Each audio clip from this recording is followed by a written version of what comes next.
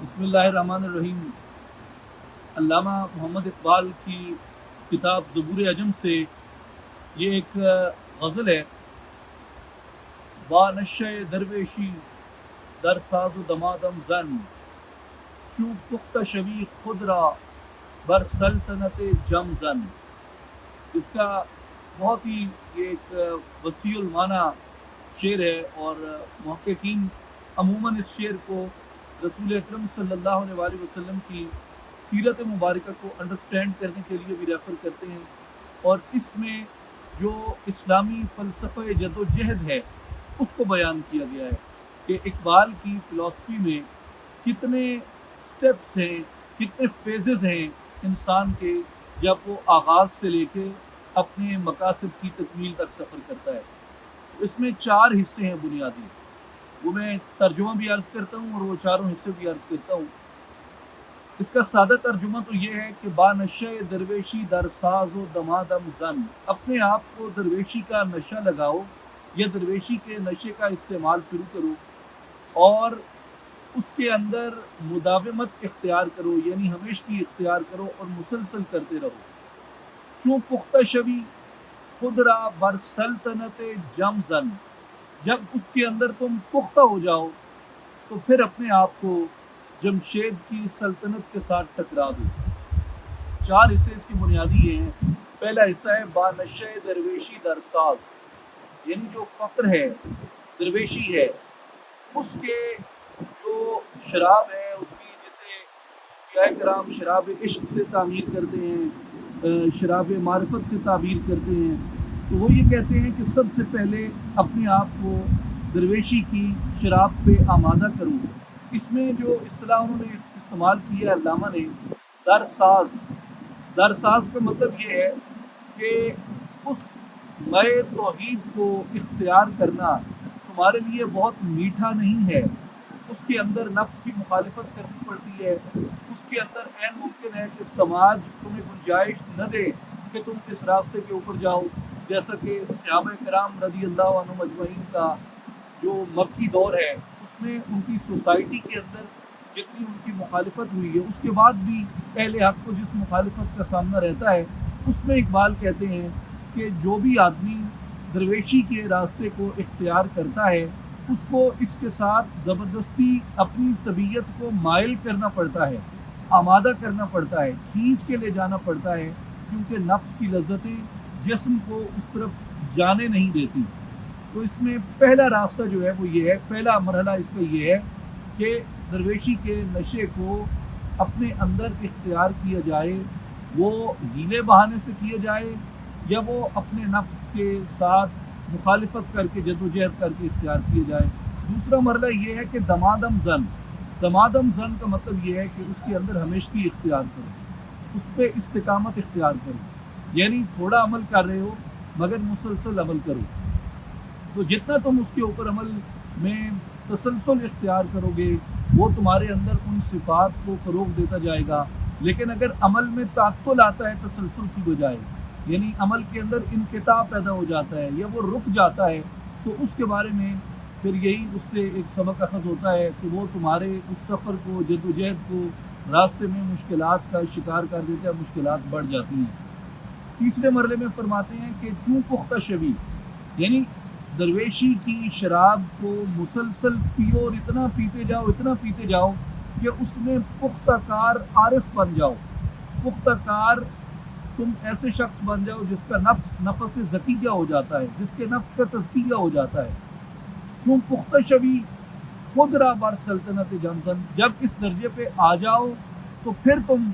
اس قابل ہو جاتے ہو کہ دنیا کے ساتھ ٹکر لے سکو، دنیا کے ساتھ ٹکرا سکو۔ مثال کے طور پہ اگر آپ سورہ الانفال کا آغاز دیکھیں تو اس میں جنگ بدر کے واقعے کو اللہ تعالیٰ نے بیان کیا ہے، لیکن جنگ شروع ہونے سے پہلے اللہ تعالیٰ نے ان مجاہدین کی صفات بیان کی ہیں جو بدر میں رسول اللہ صلی اللہ علیہ وآلہ وسلم کے ساتھی اور رسول اللہ صلی اللہ علیہ وآلہ وسلم کے رفیق تھے۔ یہ وہ لوگ تھے جن کو اللہ کا ذکر سن کے ان کے اندر سوز و گداز پیدا ہو جاتا تھا۔ یہ وہ لوگ تھے جو اپنے آپ کو نفس کی آلائشوں سے پاک کر چکے تھے۔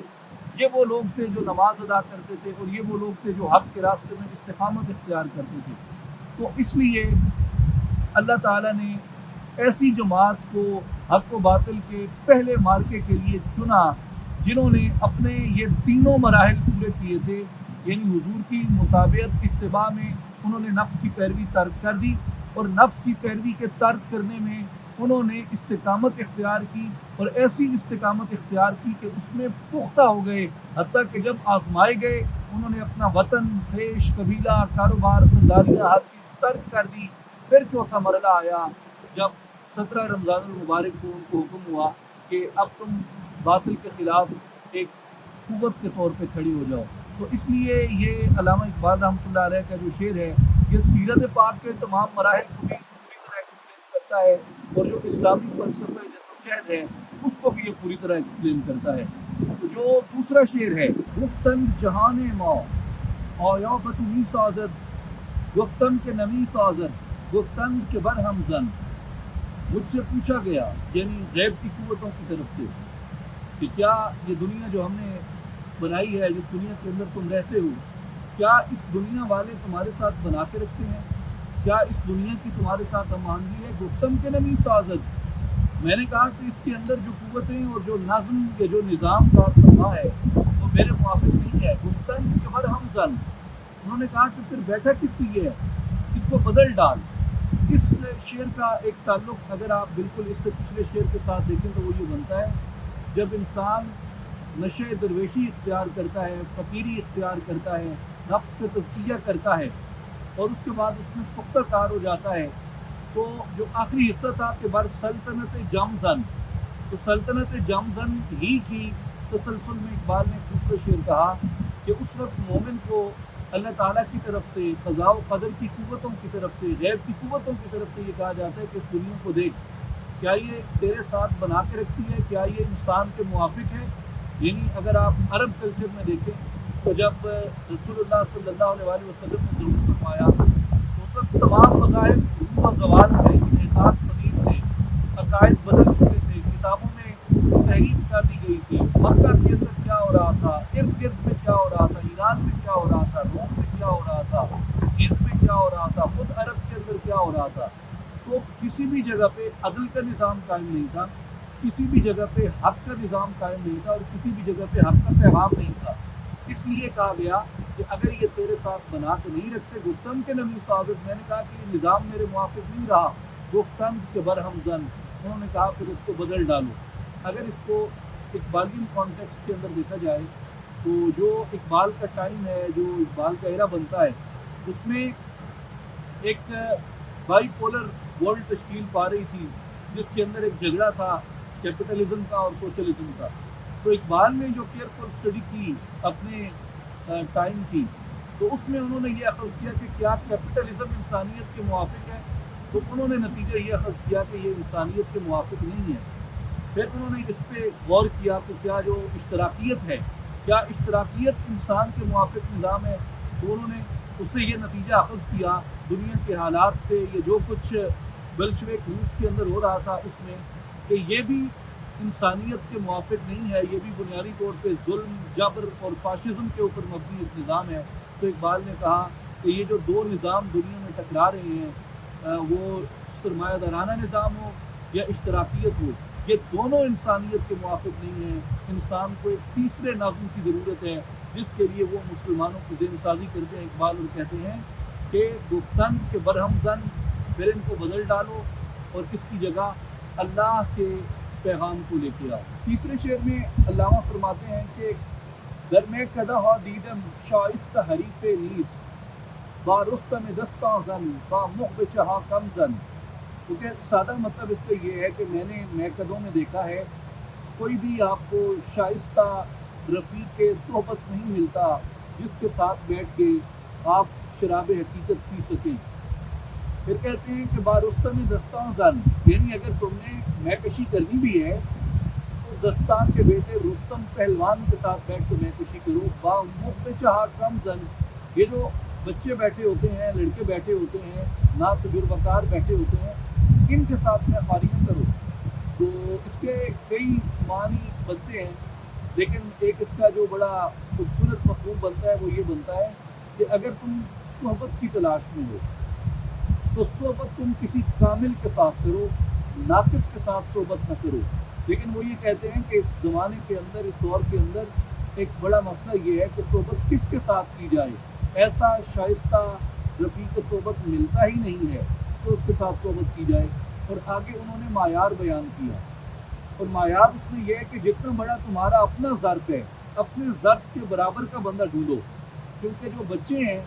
وہ تو ایک دو پیالے پی کے سیر ہو جائیں گے،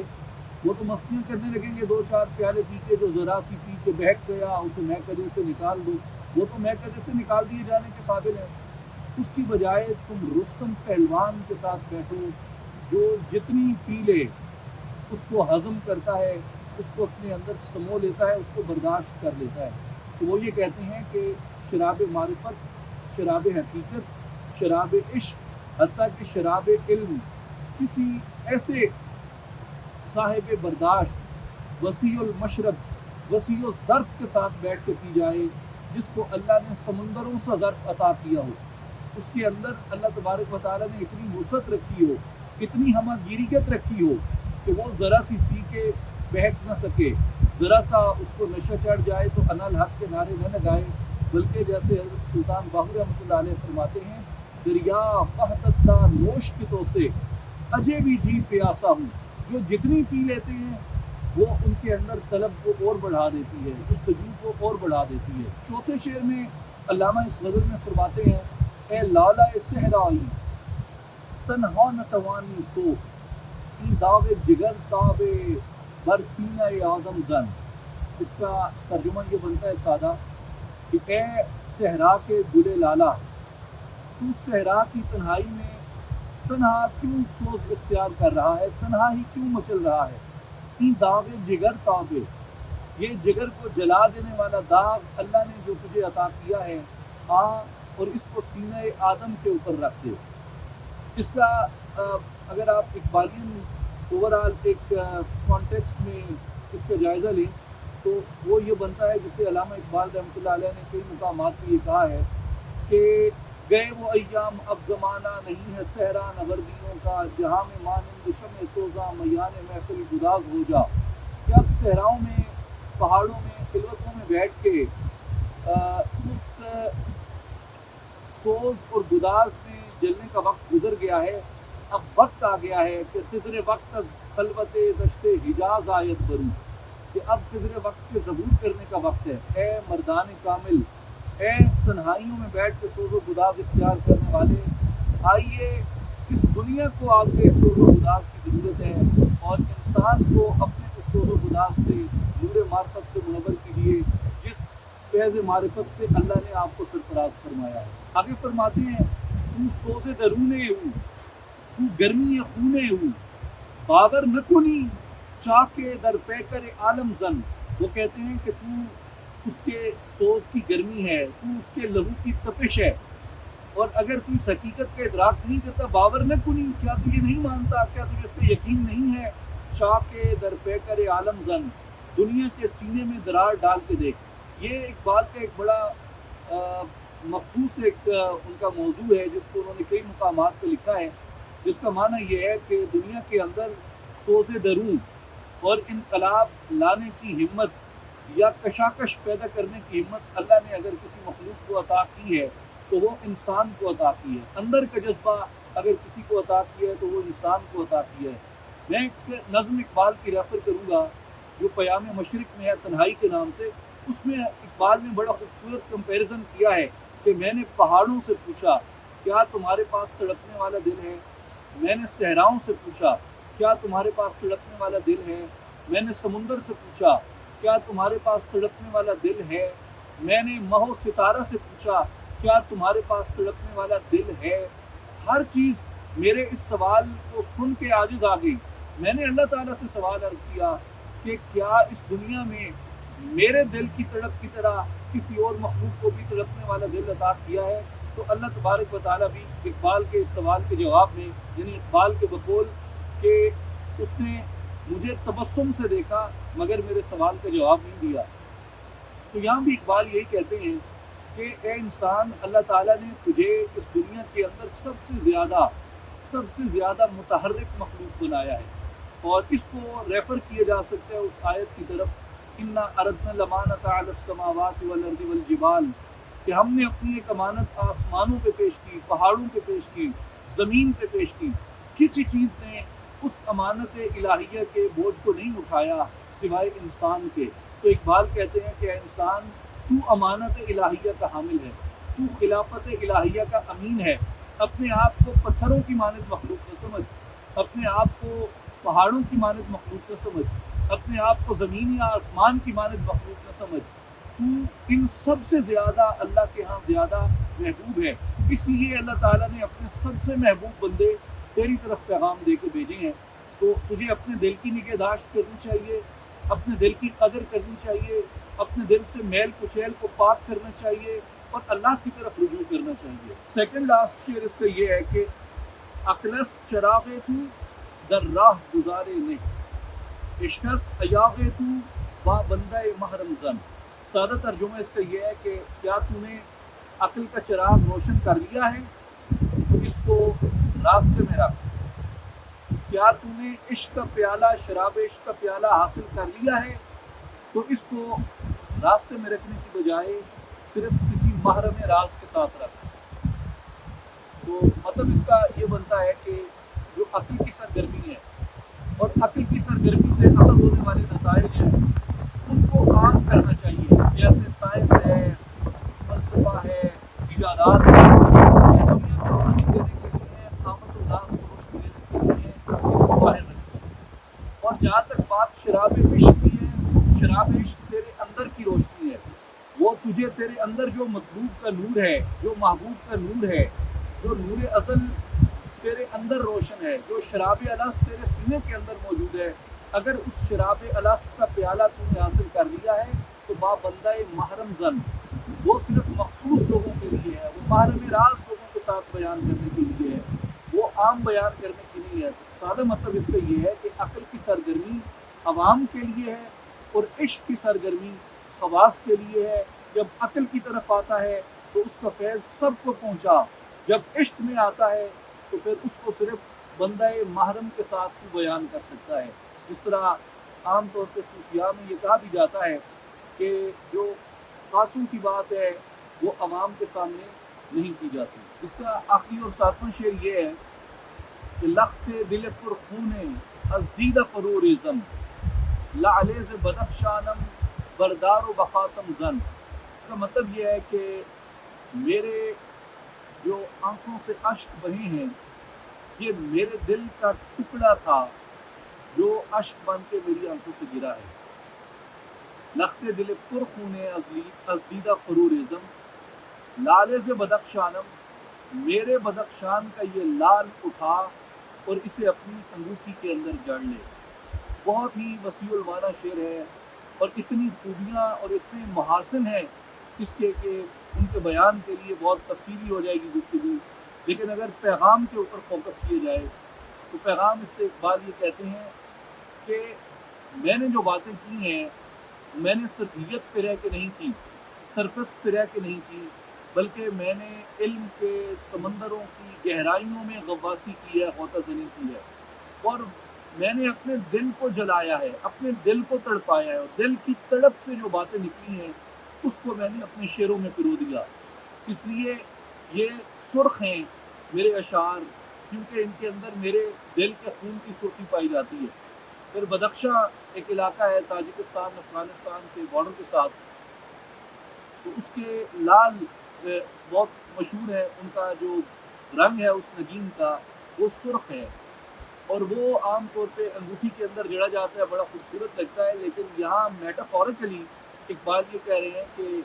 جو اسرائیلیات میں جو روایات بیان کی گئی، مسلمان شعراء نے بھی ان سے بہت زیادہ استفادہ کیا، بہت زیادہ اشعار ملتے ہیں حضرت سلیمان علیہ السلام کی انگوٹھی پہ کہ ان کے پاس ایک نگ تھا ان کی انگوٹھی کے اندر، اور وہ نگ اس انگوٹھی کے اندر تھا، اور اس انگوٹھی کے اس نگ کی وجہ سے ان کی مملکت اتنی زیادہ وسیع ہوتی تھی۔ یہ میٹافورک بات ہے، تو اقبال اس میٹافورک بات کی طرف ریفر کرتے ہوئے یہ کہتے ہیں کہ میرے اشعار کے اندر اتنی تاثیر ہے، میرے پیغام میں، میرے کلام میں اتنی تاثیر ہے اگر تو میرے کلام کو اٹھا کے اپنی انگوٹھی کا نگین بنا لے اللہ تجھے دولت سلیمان عطا کرے گا۔ اس لیے وہ یہ کہہ رہے ہیں کہ میرے کلام سے، میری شاعری سے، میری فکر سے استفادہ کرو۔ یہ تمہیں عام قوم سے اٹھا کے